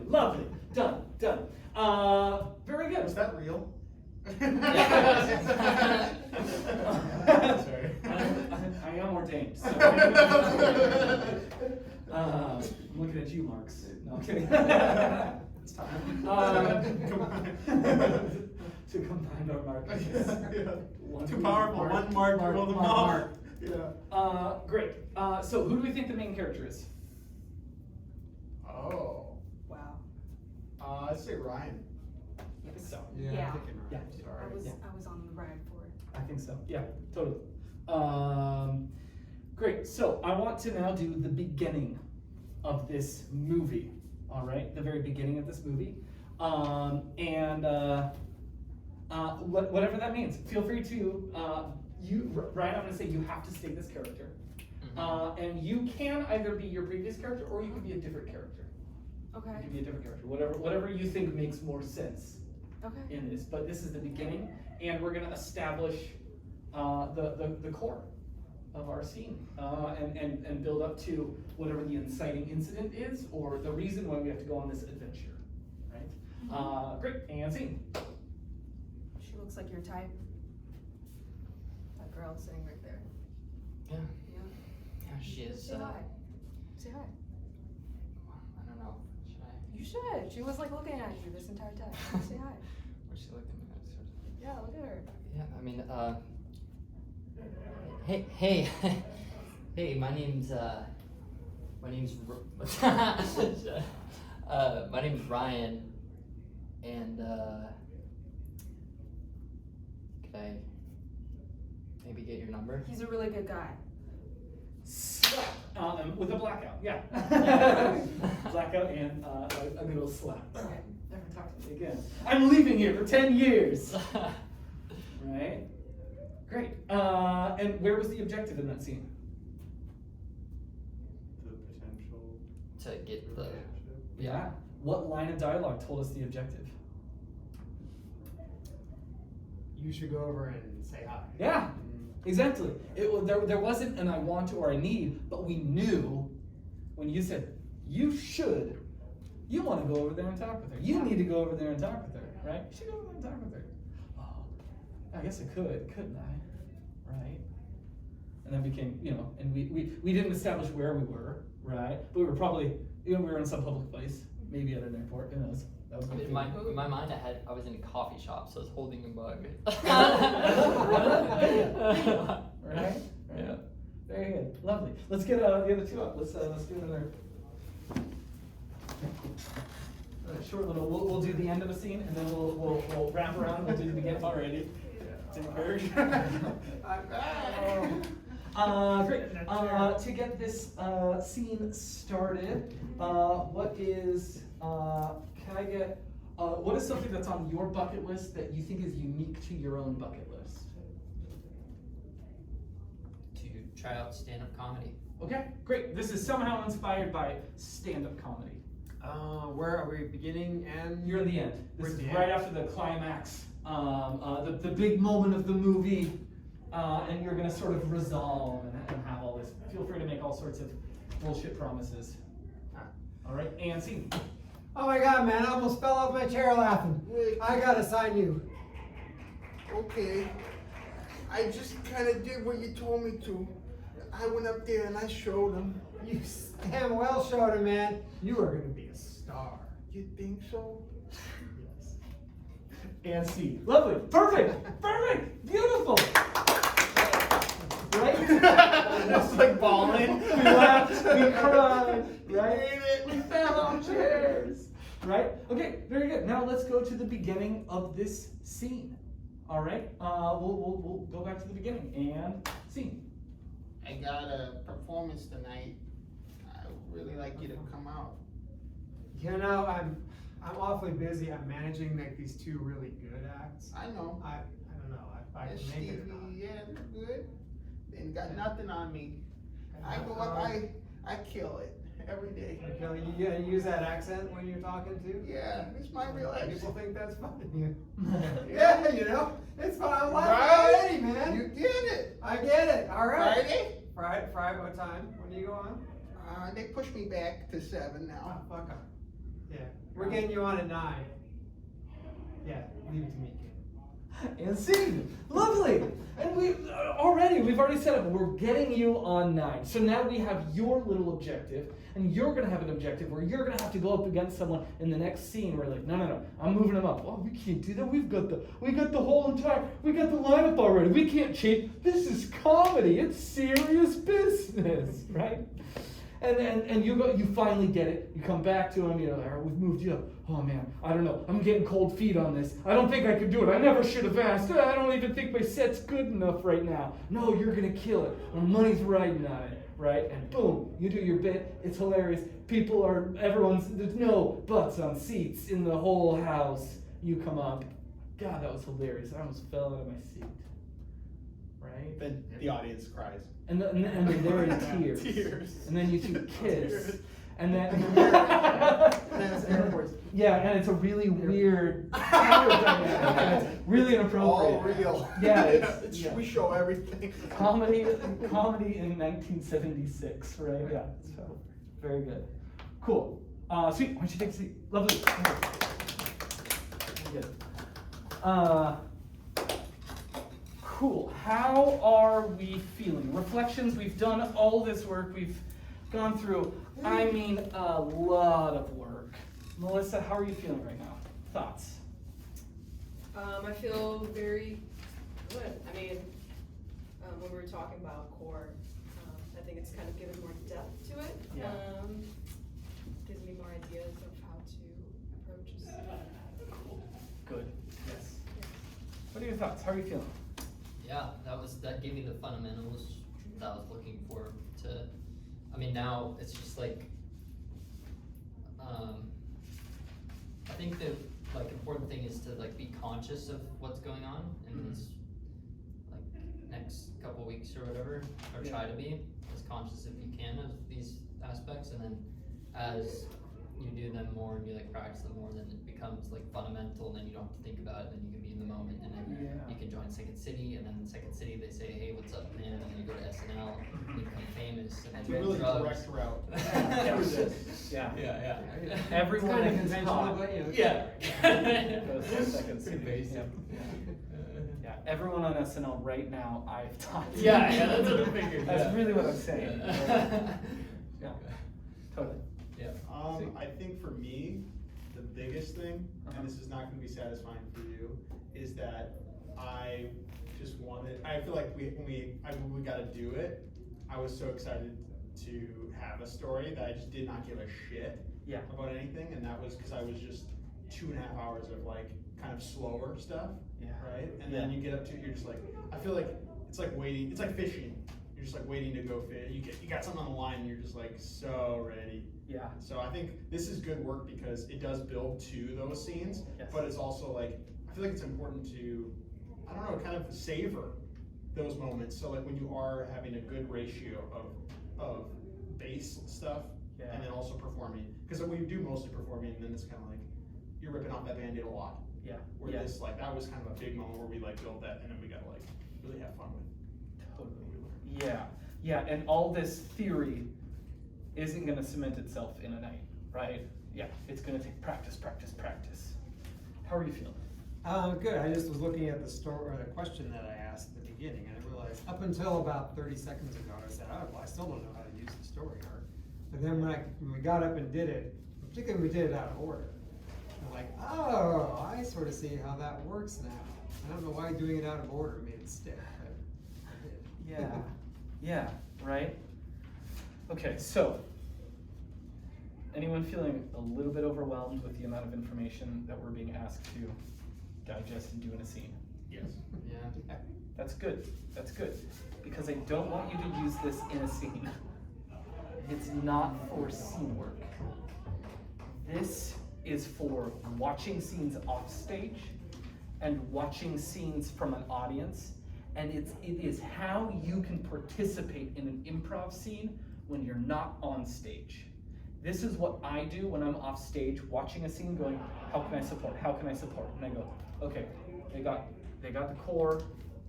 Okay, good. They're waffling. They're not getting to the objective. And so I come in as just a bird, and I grab the wedding ring out of his back pocket. He didn't know he had a wedding ring in his back pocket, but I swooped in and like, the bird comes in, swoops, grabs the wedding ring out, and then the improviser goes, oh no! And she goes, what's that? Is that a wedding ring? And I'm like, yeah, just fucking get married, assholes. It's already 6 minutes into the short form scene. Nobody wants to watch it any longer. It's either me or the horn, right? Like, come on, get to it. We're wasting enough time, right? So that's when I'm using it, right? It's our way of being able to watch work. And what you're gonna notice is that you have this in the back of your head, and you're gonna be in a scene, and you're gonna be doing it, and you're gonna be like, wait, where was the objective? And you're gonna talk about it afterwards, and you're gonna be like, oh, I totally missed it. We had like 3 of them. I fucking missed them all, right? Barely got to one of them. And you're gonna do it, and you're gonna do it, and you're gonna do it, and then one day you're gonna go, oh, that was the objective right there. Shit, I just missed it, but I saw it in the scene. And then you're gonna miss it. And then one day you're gonna start being like, oh, there it was. Oh, there it was. Oh, there it was. Oh, here it's coming at me. I see the objective. Oh, aha, I have it now, right? You're gonna start making those aha moments like you were in the scene, like, oh, it's out of order, I was able to get it. Well, when it's back in order, it's gonna be hard to do, right? But as you're watching these scenes, you're gonna start going, oh, I see. Oh, I see. Oh, I see. Because the only thing that you need to do on stage is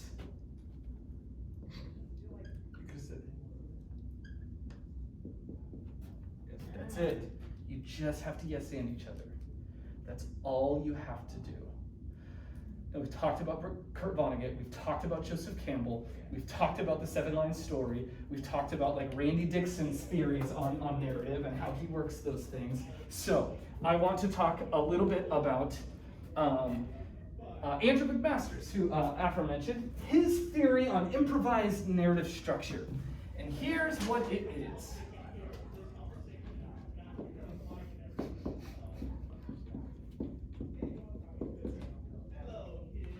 Great. Where would you put H? H. Yeah. Where would you put H? Can I ask what this represents, or should I just go for it? Go for it. Go for it, baby. It's easy. Excellent. Perfect. That's the right answer. Cool. Thank you. Where would you put H?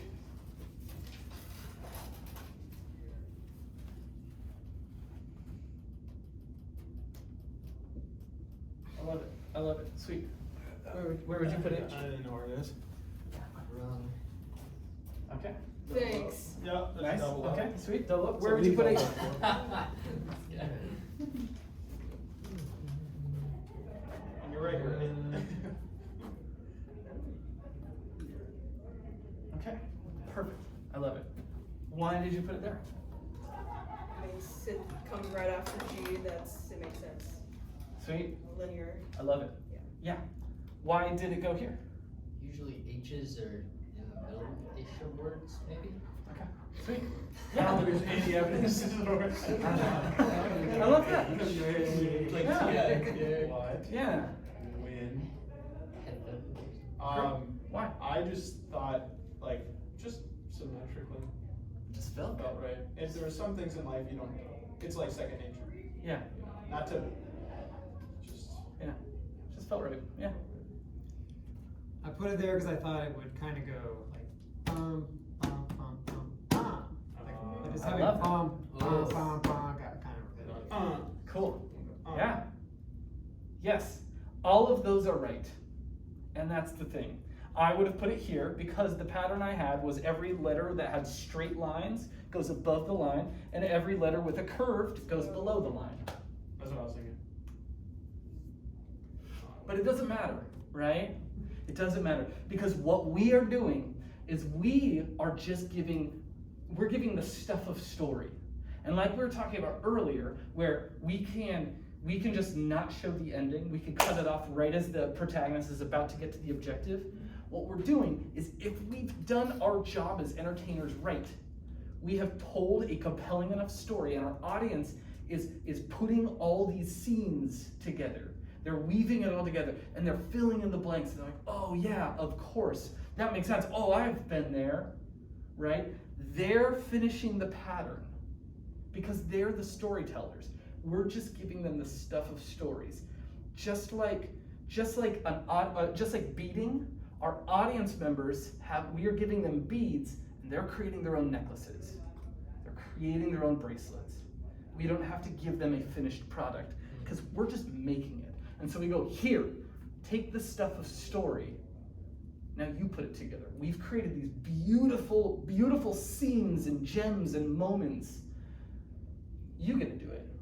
You finish the story. And so it's not about the whole 7-line story and, oh, has my character gone through the change? And when should I introduce the objective? And should I add the location in? Is there a right location? None of that matters. We're just going to tell good stories, and our audience is going to then put it together. And some people might go, oh, he's going to marry her.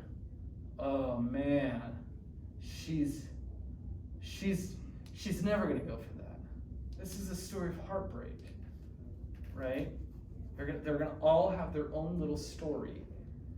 We don't need to control what it is. We just need to give them the compelling stuff of story. And that's what our classes are all teaching us, is how do we be in a moment and how do we interact with someone. When someone says, I'm in love with you, and I have this ring, and I don't know what I'm doing, but I guess I'm going to propose. I just don't know when else. Okay, great. That's compelling. And for you to go, this is sudden. I thought we were just friends. Steve, I'm not gonna. It's not that I don't. I'm just not going to. I don't know what that means, but I can't marry you, Steve. Roger, look me in the eyes and tell me you don't want to be married. I'm not following this. I'm just telling interesting stories. I'm pulling tension. I'm looking at the moments and I'm going, what is hard about this? Where does my character want to go? What do they really need? What has been set up beforehand? Right? You need to marry me. Well, is it more interesting for me to just say no? Let's try that. I don't know if it's more interesting. Because it might be more interesting to be, of course I'll marry you, Steve. If my name isn't Roger Rodriguez, then damn it, I couldn't say no, right? Maybe that's the more interesting story. Who knows? Who cares? That scenes, both of those scenes are going to go to the same place anyway, right? In the past. And so just make a choice and make it big and commit to it, right? Because that's what's going to be more interesting, instead of us sitting around going like, wow, I wonder, what's the dragon in this scene? Because that'll come up. There'll be a moment as you're watching other people's scenes that all of a sudden I go, boom, will you marry me? And I go, yeah. The dragon of the scene for me is commitment. And so, no, I could, are you kidding me? I'm looking at you right there, and this is pathetic. I thought we were just friends. We were best friends. We're gonna go into business together. What is this? I just know that, like, okay, great. I need to get married by the end of this, or I need to not get married, but it's about commitment for me right now. That's my dragon, and I'm gonna slay it one way or the other. And all this, the audience doesn't need to know about this. They're just going, oh, wow. He said no. Ah, wow. They were just friends. Oh, wow. They're gonna go into business together. What kind of business it was? Oh, wow. It was a porn business. Crazy. Right? You're just giving them the stuff of story. So I don't want you to worry about that. I want you to use it off stage when you're watching other people's work. Feel free to bring that on in. Mark up in class when you're working with other people, when you're watching other scenes. Oh, that was the objective. Oh, they missed the objective. Oh, okay, cool. Because now I'm starting to look for objectives in a scene. So when it is, you should talk with her. You should go hit her up. Get her number. Okay, I just got the objective. Okay, great. Oh, no, I'm way too nervous. Okay. Finally, once you go, all right, I'll do it. Hey, blackout. The audience goes, oh, we've built all this up. Right? I wonder what happened. They ended the scene too early. No, you're telling the rest of the story right now in your head. Your audience is improvising the rest of it. You just need to give them the stuff of story, because they're going to tell the narrative. We just need to give them those things. We're learning those things right now. As we can watch other things, piece it together, and go, oh, that was a weak offer. That was just waffling up there. Cool? Sweet. Let's put chairs away. We're at the end. You can probably stop the recording. Thank you so much if you've gotten to this point. Like and subscribe. Join my Patreon.